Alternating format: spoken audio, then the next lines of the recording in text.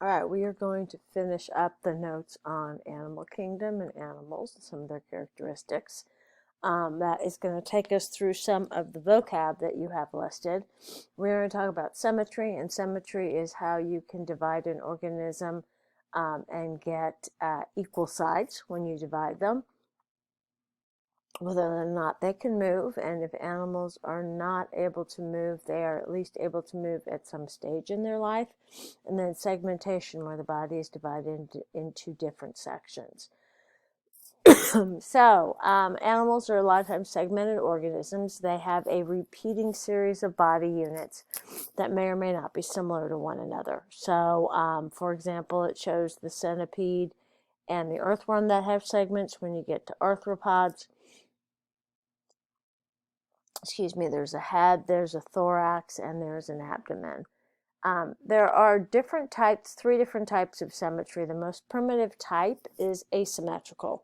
And asymmetrical means no matter how I slice the organism, it does not have 2 equal halves. So like sponges are a good example of an organism that is asymmetrical. There's also what we call radial symmetry. And radial symmetry is where you cut it down through the center in more than one plane, and you get sides that you get 2 equal sides of the body. So cnidarians, which are jellyfish, and then echinoderms, which are starfish, are radially symmetric. And then most animals are what we are, which is bilaterally symmetric. So we will go through this one in class. So radial symmetry, it's divided into similar halves by more than 2 planes passing through it. So we talked about jellyfish and starfish. Bilateral symmetry gives us some unique characteristics. So those that have bilateral symmetry are most well suited for directional movement. If you have bilateral symmetry, you also tend to have what we call cephalization. And cephalization is the formation of a head. So when an organism has a formation of a head, then you usually have a brain or nerves that serve like a brain in the head region and all the sense organs. So they naturally move with that first.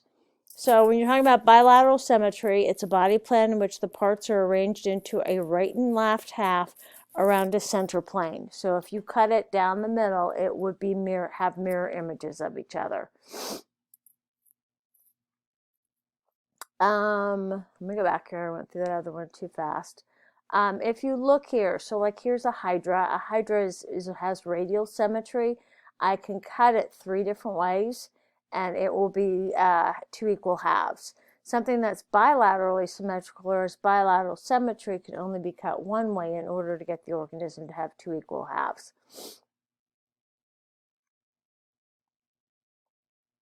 Bilateral symmetry usually means, or usually leads to, cephalization, and that is the process by which you have the formation of the head, and the location of the sense organs and appendages become located around that head. If you think about the fact that the signal has to get quickly to the brain, there is no place quicker to the brain than the face or the head region.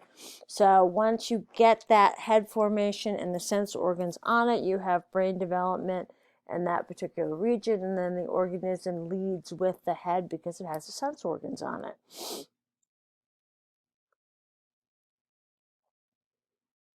Okay, and that was the end of the notes. I didn't realize we were so close to the end.